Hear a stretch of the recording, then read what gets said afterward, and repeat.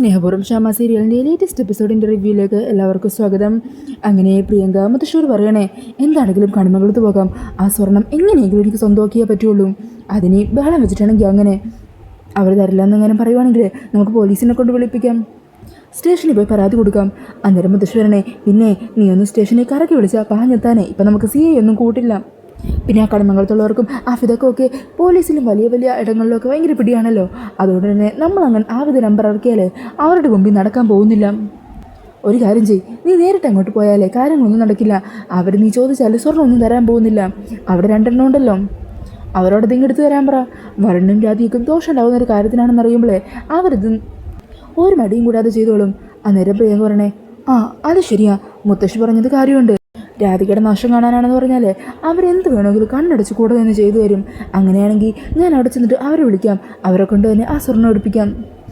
ശരി, എന്നാൽ നമുക്ക് ഒരുമിച്ചിറങ്ങാം. നീ നേരെ കണിമംഗലത്തേക്ക് പോ. ഞാൻ എൻ്റെ കാതിലുള്ള ഈ സ്വർണ്ണം വിറ്റിട്ട് അതിൻ്റെ അഡ്വാൻസ് തുകയുമായിട്ട് വക്കീലിൻ്റെ അരികിലേക്ക് പോകാം. അയാളെ കൊണ്ട് എങ്ങനെയെങ്കിലും അന്വേഷണം തുടങ്ങിക്കാനുള്ള കാര്യങ്ങൾ ചെയ്യിക്കാൻ ഞാൻ. ഈ സമയം പ്രിയങ്ക പറഞ്ഞേ, എന്നാലും എൻ്റെ മുത്തശ്ശിയുടെ കയ്യിൽ അവസാനമായിട്ടുള്ള പൊന്നു കൂടി എനിക്ക് വേണ്ടി പണയം വെക്കാൻ പോകുമല്ലേ? സാരമില്ലടി മോളെ, എനിക്ക് ഈ വയസ്സാങ്കാലത്ത് എന്തിനാ പൊന്നും പണമൊക്കെ? ഞാനീ കഷ്ടപ്പെടുന്നതെല്ലാം നിനക്ക് വേണ്ടിയാ. നീ ആഗ്രഹിക്കുന്ന ഒരു നല്ല ജീവിതം നിനക്ക് കിട്ടാൻ വേണ്ടിയിട്ടാണ്. ഈ സമയം പ്രിയങ്കയ്ക്ക് സന്തോഷമാക്കണേ, മുത്തശ്ശി ഈ ലോകം മുഴുവൻ എനിക്കെതിരെ നിന്നപ്പോഴും എൻ്റെ കൂടെ നിന്ന് എന്നെ താങ്ങിയതും എനിക്ക് വേണ്ട ആത്മവിശ്വാസം തന്നതും എൻ്റെ മുത്തശ്ശിയാണ്. അതുകൊണ്ട് മുത്തശ്ശി പറയുന്നത് പോലെ എനിക്ക് വേണ്ടിയാണ് ഇതെല്ലാം എന്ന് പറയുന്നുണ്ടെങ്കിലും ഞാനിത് ചെയ്യുന്നത് എൻ്റെ മുത്തശ്ശിക്ക് കൂടി വേണ്ടിയല്ല. മുത്തശ്ശിനെ ഒരു രാജ്ഞിയെ പോലെ ഇനിയുള്ള കാലമെങ്കിലും എനിക്ക് നോക്കണം. നമ്മൾ ജയിക്കും മുത്തശ്ശി. എന്നാൽ ശരി, വാ നമുക്ക് വേഗം ഇറങ്ങാം. അങ്ങനെ പറഞ്ഞ് അവരോട് നിന്ന് ഇറങ്ങുവാണ്. പിന്നീട് കാണിക്കുന്നത് വരുണിനെ രാധികനെയാണ് കേട്ടോ. വരുൺ അങ്ങനെ ഓഫീസിലൊക്കെ പോകാനായിട്ട് റെഡിയായി താഴത്തേക്ക് ഇറങ്ങി വരുവാണ്. ഈ സമയം രാധിക വരുൺ ഉച്ചക്കത്തേക്ക് കഴിക്കാനുള്ള ഭക്ഷണമെല്ലാം പാക്ക് ചെയ്ത് അതുമായിട്ട് വരുണിൻ്റെ അരികിൽ എത്തുന്നുണ്ട്. ഇതേ വരുൺ ഇഷ്ടപ്പെട്ട എല്ലാ സാധനങ്ങളും ഉണ്ടാക്കി വെച്ചിട്ടുണ്ട്. ഇനി ഞാൻ വിളിച്ചു പറയാതെ തന്നെ കൃത്യസമയത്ത് തന്നെ ഭക്ഷണമൊക്കെ എടുത്ത് കഴിച്ചേക്കണം, മനസ്സിലായല്ലോ? ഈ സമയം പത്മിനിയും മുത്തശ്ശിയൊക്കെ അങ്ങോട്ടേക്ക് വരുവാണ്. അന്നേരം വരുൺ പറയണേ, അതിപ്പം ചിലപ്പോൾ ഞാൻ തിരക്കിൽ മറന്നു വന്നിരിക്കും. എടാ, നീ എന്താടേ പറയുന്നത്? മോള് അത് രാവിലെ തന്നെ എണീറ്റ് നിനക്ക് കഴിക്കാൻ വേണ്ടിയല്ലേ ഇതൊക്കെ കഷ്ടപ്പെട്ടുണ്ടാക്കി കൊടുത്തു വിടുന്നത്. അപ്പം നീ ഇത് കൃത്യമായിട്ട് കഴിക്കണ്ടേ? അങ്ങനെ പറയാമേ. പക്ഷേ ഭക്ഷണം വിളമ്പി തരാത്ത ഞാൻ എങ്ങനെ കഴിക്കാനാ? അന്നേരം രാധിക പറയണേ, ഞാനെങ്കിൽ ഓഫീസിലുള്ള ആരോടെങ്കിലും പറയാം വിളമ്പി തരാനായിട്ട്. അയ്യടാ, അങ്ങനെ ആരും വിളമ്പി തന്നാലേ എനിക്ക് ഭക്ഷണം കഴിക്കാൻ പറ്റില്ല. പിന്നിപ്പോൾ എന്ത് ചെയ്യാനാ? ഈ സമയം വരുൺ പറയണേ, അത് പിന്നെ ഓഫീസിലേക്ക് ഞാൻ ഈ ഭക്ഷണം കൊണ്ടുപോകുന്നതിൻ്റെ കൂടെ ഇയാളെ കൂടി കൊണ്ടുപോയാൽ പ്രശ്നം തീരുമല്ലോ. ഇയാളാകുമ്പോൾ കൃത്യസമയത്ത് ഭക്ഷണമൊക്കെ എനിക്കെടുത്ത് വിളമ്പിത്തരില്ലേ? അന്നേരം മുത്തശ്ശി തിരിച്ചുകൊണ്ട് പറയണേ, ആഹാ, നിൻ്റെ മനസ്സിലിരിപ്പ് കൊള്ളാലോ. അന്നേരം രാധിക പറയണേ, അയ്യോ ഞാനൊന്നും ഓഫീസിലേക്കില്ല, അല്ലെങ്കിൽ തന്നെ ഞാൻ ഓഫീസിൽ വന്നിട്ട് എന്തെടുക്കാനാ? എനിക്കവിടെ വെറുതെ ഇന്ന് ബോറടിക്കും. എടോ രാധിക, ഞാനില്ല അവിടെ, പിന്നെ തനിക്ക് അവിടുത്തെ കാഴ്ചയ്ക്ക് കണ്ട് ആസ്വദിച്ച് നടക്കാമല്ലോ. എന്നാലും ഞാൻ. അന്നേരം പത്മിനി പറയണേ, മോളെ മടിച്ച് നിൽക്കുകയൊന്നും വേണ്ട, വരുണിൻ്റെ കൂടെ അങ്ങ് ചെല്ലുന്നേ.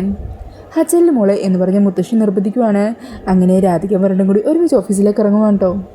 ഈ സമയം വരുൺ പറയുന്നുണ്ട്, താനെൻ്റെ കൂടെ എൻ്റെ ഒപ്പം ഉണ്ടെങ്കിൽ ശത്രുക്കളുടെ കയ്യിൽ നിന്ന് എനിക്ക് തന്നെ കൂടുതലായിട്ട് രക്ഷിക്കാൻ പറ്റുള്ളൂ. ആരെങ്കിലും എൻ്റെ പെണ്ണിനെ ഉപദ്രവിക്കാൻ വല്ലതും വരുന്നുണ്ടോ എന്ന് എൻ്റെ കൺമുമ്പിൽ തന്നെ നിന്ന് നോക്കുകയും ചെയ്യാമല്ലോ. എന്നാൽ പിന്നെ സമയങ്ങളുണ്ട്, 2 കൂടി അങ്ങ് ഇറങ്ങ്. അങ്ങനെ വരുണും രാധികയും കൂടി പുറത്തേക്ക് ഇറങ്ങുവാണ്. ഈ സമയം പത്മിനി പറയണേ, അതെ ഓഫീസ് കഴിഞ്ഞ് ഇനി 2 കൂടി കറങ്ങി അടിച്ച് നടക്കാണെന്ന് നിൽക്കേണ്ട കേട്ടോ. ശത്രുക്കളൊക്കെ ഉള്ള സമയമാണ്. ഓഫീസ് കഴിയുമ്പോൾ തന്നെ 2 പേരും കൂടി നേരെ ഇങ്ങോട്ട് വന്നേക്കണം. ശരി അമ്മേ, ഞങ്ങൾ പെട്ടെന്ന് തന്നെ വന്നേക്കാം. എന്നാൽ ശരി അമ്മേ, മുത്തശ്ശി ബായ് എന്നൊക്കെ പറഞ്ഞ് അവരോടൊക്കെ യാത്ര പറഞ്ഞ് വരുണിൻ്റെ അധികം അവിടെ നിന്ന് ഇറങ്ങുവാണ്. ഇതേ സമയത്തായിരിക്കോട്ടോ പ്രിയങ്കയും അതുവഴി വരുന്നത്. അങ്ങനെ പ്രിയങ്ക കണിമംഗലത്തിൽ അങ്ങോട്ടേക്കുള്ള വഴിയിലൂടെ പതിയെ നടക്കുമായിരിക്കും. ഈ സമയം വരുണിൻ്റെ കാറ് വരുന്നത് കാണുന്നതും അവരുടെ കണ്ണിൽ പെടാതിരിക്കാനായിട്ട് പ്രിയങ്ക അവിടെ മതിലിലൂടെ മറഞ്ഞു നിൽക്കുവാണ്. അങ്ങനെ വരുണിൻ്റെ കാറ് അവിടെ നിന്ന് പോയതിനു ശേഷം പ്രിയങ്ക പതിയെ നടന്ന് ഗേറ്റിൻ്റെ അവിടെ വന്ന് മറഞ്ഞു നിൽക്കുവാണ് കേട്ടോ. ഈ സമയം മുത്തശ്ശിയും പത്മിനിയും കൂടി വരുണിനെ രാധികനെ യാത്രയാക്കി അകത്തേക്ക് കയറുവാണ്. അന്നേരം മുത്തശ്ശി പറയണേ, 2 പേരുടെയും സന്തോഷം കണ്ടില്ലേ? ആ പ്രിയങ്ക എന്ന് പറഞ്ഞ ശല്യം ഇവിടെ നിന്ന് പോയതിനു ശേഷം 2 പേരുടെ മനസ്സൊക്കെ ഒന്ന് തെളിഞ്ഞു. ഇപ്പോൾ അവർക്കിടയിൽ എപ്പോഴും ചിരിയും കളിയും മാത്രമോ. അത് കണ്ടു നിൽക്കുമ്പോൾ തന്നെ മനസ്സിൽ എന്താ ഒരു സന്തോഷം. അമ്മ പറഞ്ഞത് നേരാണ്. അവരിങ്ങനെ ഒരു ജീവിതം ജീവിക്കാനല്ലേ അമ്മ ഒത്തിരി കഷ്ടപ്പെട്ടത്. അമ്മ ആഗ്രഹിച്ചത് ഈ കാഴ്ച കാണാനല്ലേ. അതിനുവേണ്ടി അമ്മക്ക് ഈ വയസ്സാങ്കടത്തെ ജയിലിൽ ഇപ്പോഴും കിടക്കേണ്ടി വന്നില്ലേ? അതൊന്നും സാരമില്ല പത്മിനി, എല്ലാം എൻ്റെ മക്കൾക്ക് വേണ്ടിയല്ലേ. അവർക്ക് വേണ്ടിയാവുമ്പോൾ എനിക്കതിൽ ഒരു വിഷമവും തോന്നില്ല, സന്തോഷം മാത്രമേ ഉള്ളൂ. അങ്ങനെ പറഞ്ഞ് അവരകത്തേക്ക് പോകുവാണ്. ഈ സമയം പ്രിയങ്ക ഫോൺ എടുത്ത് കൽപ്പനയെ വിളിക്കുക. അന്നേരം കൽപ്പന ഉർവശിനെയും കൂടി വിളിക്കണേ. ആ പ്രിയങ്കയെ വിളിക്കുന്നത്. ഹലോ, എന്താ പ്രിയങ്കയെ? ഏട്ടത്തി, ഞാനിവിടെ കണിമംഗലത്തിൻ്റെ മുറ്റത്തുണ്ട്. നീ എന്തിനാ ഇപ്പം ഇങ്ങോട്ട് വന്നത്? അത് പിന്നെ ഏട്ടത്തി, എനിക്ക് എൻ്റെ ഡ്രസ്സും ആഭരണങ്ങളും ഒക്കെ തിരികെ വേണം. അത് എനിക്ക് അത്യാവശ്യം ഇത് കാരണം. ഏട്ടത്തേതിന് എന്നെ ഒന്ന് സഹായിക്കണം, ഞങ്ങൾ എന്ത് ചെയ്യാനായതിന്? അന്നേരം ഉർവശി കാര്യം എന്താണെന്ന് ചോദിക്കുക. ഈ സമയം കൽപ്പന പ്രിയങ്ക പറഞ്ഞ കാര്യം പറയണേ. അല്ല, നീ ഇപ്പോൾ എവിടെയുണ്ട്? ഞാൻ ഗേറ്റിൻ്റെ ഫ്രണ്ടിൽ തന്നെയുണ്ട്. ശരി ശരി, ഞങ്ങൾ അങ്ങോട്ട് വരാം, നീ വെയിറ്റ് ചെയ്യും. അങ്ങനെ പറഞ്ഞ് ഫോൺ കട്ട് ചെയ്യുക. ഈ സമയം ഉർവശി പറയണേ, അതെ, അവൾ പറയുന്നത് കേട്ട് ആഭരണം കൊടുത്ത് നമ്മൾ പോയാലുണ്ടല്ലോ, ഇപ്പം അവൾ നിൽക്കുന്നത് പോലെ നമ്മൾ ഈ കണിമംഗലത്തിന് പുറത്ത് നിൽക്കേണ്ടി വരും. എന്താണെങ്കിലും നമുക്കൊന്ന് അവളെ ചെന്ന് കാണാം. അവളെ എനിക്ക് അല്ലെങ്കിലും ഒന്ന് കാണണമെന്ന് വിചാരിച്ചിരിക്കുമായിരുന്നു. കൽപ്പനെ, നീ വാ. അങ്ങനെ പറഞ്ഞ് രണ്ടുപേരും കൂടി പമ്മി പുറത്തേക്ക് ഇറങ്ങി പ്രിയങ്കയുടെ അരികിലേക്ക് ചെല്ലുവാണ് കേട്ടോ. എന്നാലും എൻ്റെ പ്രിയങ്കി, നീ വല്ലാത്ത ചതിയായിപ്പോയി ഞങ്ങളോട് ചെയ്തത്. ഒന്നുമില്ലെങ്കിലും നിൻ്റെ എല്ലാ കാര്യത്തിനും വേണ്ടി ഞങ്ങൾ കൂട്ടുനിന്നതല്ലേ. എന്നിട്ടും അങ്ങനെയുള്ള ഞങ്ങളെ ഇങ്ങനെ കബളിപ്പിക്കാൻ നിനക്ക് എങ്ങനെയാണ് തോന്നിയത്? ഞങ്ങളുടെ മുമ്പിലും നിൻ്റെ ഒന്നും അറിയാത്ത ബുദ്ധിയില്ലാത്ത പെണ്ണിനെ പോലെയുള്ള ആക്ടിംഗ് ഉണ്ടല്ലോ, നിന്നെ നമിച്ചിരിക്കുന്നു. അന്നേരം പ്രിയങ്ക പറയണേ, അത് പിന്നെ ഏട്ടത്തി, ശരിക്കും എനിക്ക് ബുദ്ധിയില്ലായിരുന്നു. പിന്നെ മുത്തശ്ശിയുടെ തല്ല് കിട്ടിയില്ലേ, അപ്പോഴാണ് എനിക്ക് ഓർമ്മയൊക്കെ തിരിച്ചു കിട്ടിയത്. അതേക്കത് ഉർവശി പറയണേ, ഓ അങ്ങനെയാണോ? അങ്ങനെയാണെങ്കിൽ അതിനു മുമ്പ് എത്രയോ തവണ നിന്നെ കടി കിട്ടിയിട്ടുണ്ട്. അപ്പോഴൊന്നും നിനക്ക് നിൻ്റെ ഓർമ്മശക്തി തിരിച്ച് കിട്ടിയില്ലേ? അല്ല, വരുൺ തന്നെ നിന്നെ സ്റ്റെയർ കേസിൽ നിന്ന് തള്ളി താഴെയിട്ടില്ലേ? അപ്പം നിന്നെ തല പൊട്ടിയില്ലേ? എന്നിട്ടും നിനക്ക് ഓർമ്മ കിട്ടിയില്ല അല്ലേടി? ഈ കാര്യങ്ങളൊക്കെ ഞങ്ങൾ ഓർത്തിരിക്കുമെന്ന് നീ വിചാരിച്ചിട്ടുണ്ടാവില്ല. നീയേ ഞങ്ങളോട് കാണിച്ച ചതിക്കും വഞ്ചനക്കൊക്കെ പകരമായിട്ട് നിന്നോട് സംസാരിക്കാൻ പോലും ഞങ്ങൾ വരാൻ പാടില്ലാത്തതാണ്. അന്നേരം പ്രേക വരണേ, ചെറിയമ്മേ, കൽപ്പനയെടുത്തി, നിങ്ങൾ അതൊക്കെ ഒന്ന് മറക്ക്. ഞാനതൊക്കെ ചെയ്തിട്ടുണ്ടെങ്കിൽ ഒരിക്കലും നിങ്ങൾക്ക് ദോഷം ഉണ്ടാകാൻ വേണ്ടിയല്ലോ, വരണ്ണെ രാധികനെ ഇല്ലാതാക്കാനല്ലേ, രാധികയെ ഇവിടുന്ന് എങ്ങനെയെങ്കിലും പുറത്തിറക്കാനല്ലേ ഞാനതെല്ലാം ചെയ്തത്. അത് നിങ്ങൾക്ക് കൂടി ഗുണമുള്ള കാര്യമല്ലേ. ഇപ്പോഴും എനിക്ക് പണം ആവശ്യമാണ്. അത് വരണ്ണൻ രാധികയ്ക്കെതിരെ കേസ് കൊടുക്കാനാണ്. ഇവിടെയുള്ള എൻ്റെ ആഭരണങ്ങളൊക്കെ കിട്ടിക്കഴിഞ്ഞാൽ അതെനിക്ക് ഉപകാരപ്പെടും. ഇപ്പോഴാണെങ്കിൽ എൻ്റെ കയ്യിൽ ഒരു തുള്ളി പൈസ പോലുമില്ല. വക്കീലന്മാരുടെ അടുത്തൊക്കെ ചെല്ലുമ്പോഴാണെങ്കിൽ അവർ പൈസ ചോദിച്ചുകൊണ്ടിരിക്കുവാണ്. എങ്ങനെയെങ്കിലും എനിക്ക് ആ ആഭരണപ്പെട്ടി ഒന്ന് എടുത്തു തന്നാൽ മാത്രം മതി. അന്നേരം കൽപ്പന പറയണേ, എൻ്റെ പ്രിയങ്കി, ഞങ്ങൾക്കതെടുക്കാൻ പറ്റില്ല. ഞങ്ങളെങ്ങാനും അതെടുത്തു എന്നറിഞ്ഞാലേ ഇവിടുന്ന് പിന്നെ ഞങ്ങൾ രണ്ടുപേരും അടിച്ച് പുറത്താക്കും. അന്നേരം ഉർവശി പറയണേ, നിനക്ക് പിന്നെ എത്രയായിട്ട് പുറത്താക്കിയാലും കയറി ചെല്ലാനായിട്ട് ദേവനാരായണ തിരുമേനയുടെ വീടെങ്കിലും ഉണ്ട്. എന്നാലേ ഞങ്ങൾ രണ്ടുപേരും ഞങ്ങളുടെ വീട്ടിലേക്ക് നീ തിരിച്ചു പോലും കയറ്റില്ല. അതുകൊണ്ട് ഞങ്ങൾ വിട്ടേക്ക് നീ. ഏട്ടത്തി, നിങ്ങളും കൂടി എന്നെ കഴി കഴിഞ്ഞാൽ പിന്നെ ഞാൻ എന്ത് ചെയ്യും? ഞാൻ വേറെ ആരോട് സഹായം ചോദിക്കാനാ? അതെ, നീ ഒരു കാര്യം ചെയ്യ്, നീ തന്നെ നേരെ അമ്മയുടെ അരികിലേക്ക് കയറിച്ചില്ല. എന്താണ് നിൻ്റെ ആഭരണം വേണമെന്ന് പറ. അത് പിന്നെ ചെറിയമ്മേ, എനിക്ക് അമ്മയുടെ അരികിലേക്ക് അങ്ങനെ പോയി ചോദിക്കാൻ പറ്റില്ല. എടി മോളെ, നിന്നെ നിഷ്കളങ്കമായിട്ടുള്ള അഭിനയമൊക്കെ ഞങ്ങളുടെ മുമ്പിൽ വേണ്ട കേട്ടോ, അത് നിനക്ക് ചേരുന്നില്ല. നീ മര്യാദക്ക് വന്ന് അമ്മയോട് കാര്യങ്ങൾ പറ. ആഭരണം വേണമെന്ന് അങ്ങ് വാശി പിടിച്ച് പറയണം. ഞങ്ങൾ വേണമെങ്കിൽ നിനക്ക് സപ്പോർട്ട് ചെയ്യാം. എന്താണെങ്കിലും നിന്നെ കാണുന്നത് പോലും ഏട്ടത്തിക്ക് ഇഷ്ടമല്ല. അതുകൊണ്ട് തന്നെ ആഭരണങ്ങൾ വേണമെന്ന് പറഞ്ഞ് നീ വാശി പിടിച്ച് കഴിഞ്ഞാൽ നിൻ്റെ ഒരു സാധനം പോലും വെക്കാനായിട്ട് ഏട്ടത്തിക്ക് തീരെ മനസ്സുണ്ടാവില്ല. അതുകൊണ്ട് ആഭരണങ്ങൾ എന്താണെങ്കിലും നിനക്ക് തിരിച്ചു തരും, അത് ഗ്യാരണ്ടിയാണ്. ഞങ്ങൾ ആദ്യം അങ്ങോട്ട് പോകാം, കുറച്ച് കഴിഞ്ഞ് നീ അങ്ങോട്ട് കയറി വന്നാൽ മതി. അങ്ങനെ പറഞ്ഞ് അവർ രണ്ടാളും അവിടെ നിന്ന് കയറി പോകുവാണ്. പിന്നീട് കാണിക്കുന്നത് കോടതിയാണ് കേട്ടോ. അങ്ങനെ ആരതി വർമ്മയോട് അവിടെയുള്ളൊരു വക്കീല് വിശേഷങ്ങളൊക്കെ ചോദിച്ചുകൊണ്ട് സംസാരിച്ചുകൊണ്ട് നിൽക്കുകയാണ്. അങ്ങനെ അയാളോട് സംസാരിച്ച് കഴിഞ്ഞ് ആരതി അവിടെ നിന്ന് മുമ്പോട്ട് നടക്കുമ്പോഴായിരിക്കും കേട്ടോ സുകുമാരി കോടതിയിലേക്ക് വരുന്നത് ആരതി കാണുന്നത്. അങ്ങനെ ആരതി സുകുമാരിയുടെ ഒന്ന് ശ്രദ്ധിക്കുക. ഈ സമയം അവിടെയുള്ളൊരു വക്കീലിനോട് ഉണ്ണികൃഷ്ണൻ വക്കീലിനെ കുറിച്ച് ചോദിക്കുക. അന്നേരം അയാൾ ചോദിക്കണേ, അല്ല, KR ഉണ്ണികൃഷ്ണനാണോ L ഉണ്ണികൃഷ്ണനാണോ? അയ്യോ, അങ്ങനെ ഒരു കുഴപ്പമുണ്ടല്ലോ. KR ആണെന്ന് തോന്നുന്നു. അദ്ദേഹത്തിൻ്റെ ക്യാബിൻ ഏതാ? അതെ, വലതുവശത്തുനിന്ന് 6ാമത്തെ ക്യാബിൻ. സാർ എത്തിയിട്ടുണ്ടോ? ഇല്ല, 11 മണിയാക്കിയാകുമ്പോഴേക്കും എത്തും. ഓ അങ്ങനെയാണല്ലേ, അപ്പോൾ ഒരു ചായ കുടിക്കാൻ സമയമുണ്ട്. അങ്ങനെ പറഞ്ഞ് സുകുമാരി അങ്ങോട്ട് നടക്കുവാണ്. ഈ സമയം സുകുമാരിയുടെ വരവിൽ എന്തോ ഒരു പന്തികേട് തോന്നി. സുകുമാരിയുടെ പിന്നാലെ തന്നെ ഫോളോ ചെയ്ത് പോകുന്നുണ്ട് കേട്ടോ ആരതി. പിന്നീട് കാണിക്കുന്നത് പ്രിയങ്ക കണിമംഗലത്തിൽ അകത്തേക്ക് കയറുന്നതാണ്. ഈ സമയം അകത്തേക്ക് കയറുന്ന പ്രിയങ്കയെ കാണുന്നത് പത്മിനി പൊട്ടിത്തിരിക്കണേ. ദേ, അകത്തേക്ക് കയറി പോകരുത്.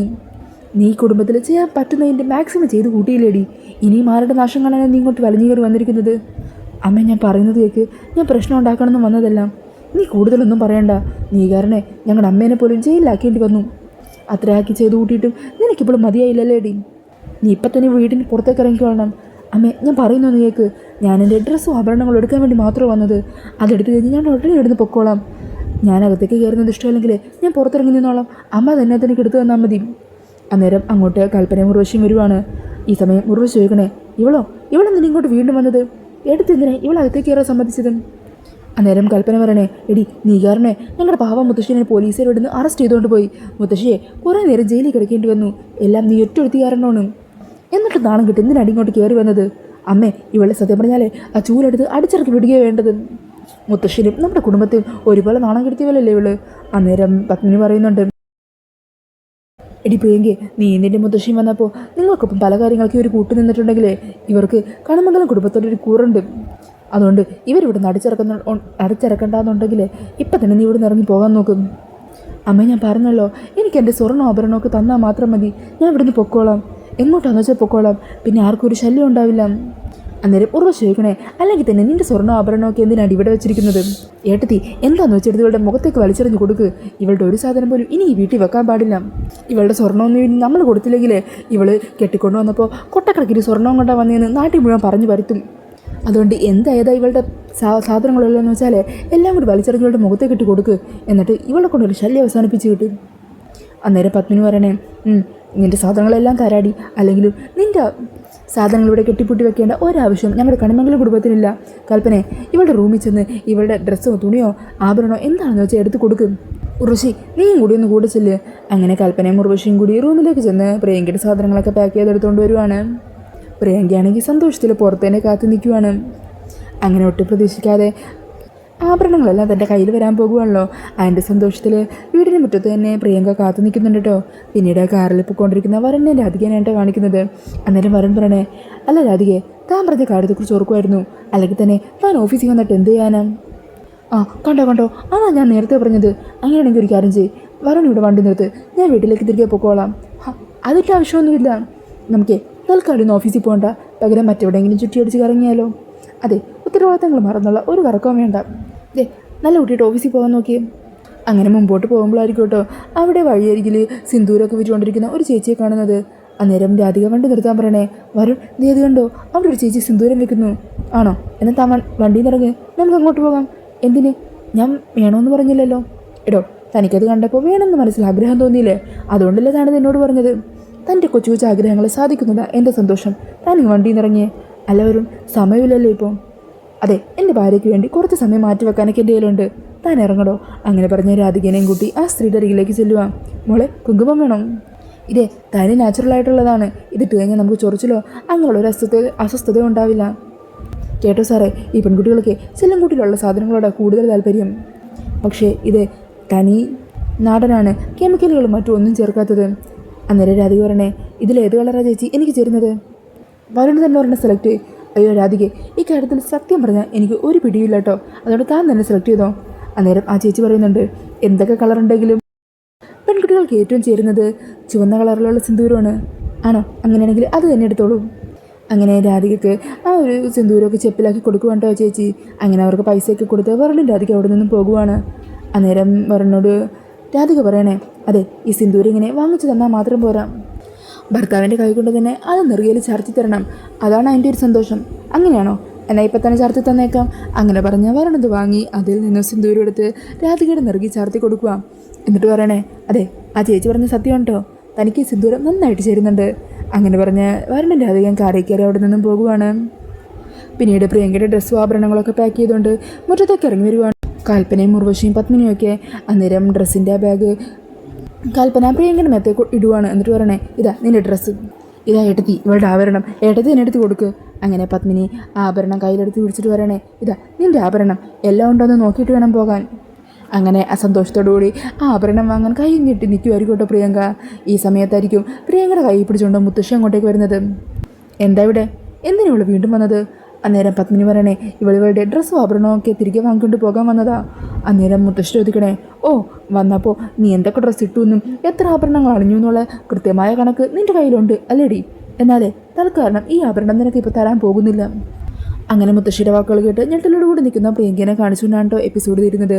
അപ്പോൾ ഈ ഒരു റിവ്യൂ ഇഷ്ടപ്പെട്ടുണ്ടെങ്കിൽ മറക്കാതെ വീഡിയോ ഒന്ന് ലൈക്ക് ചെയ്യണേ. ഇതുപോലുള്ള കൂടുതൽ റിവ്യൂസിനായിട്ട് ഈ ചാനൽ ഒന്ന് സബ്സ്ക്രൈബ് ചെയ്തും കൂടി സപ്പോർട്ട് ചെയ്യണേ. Thank you.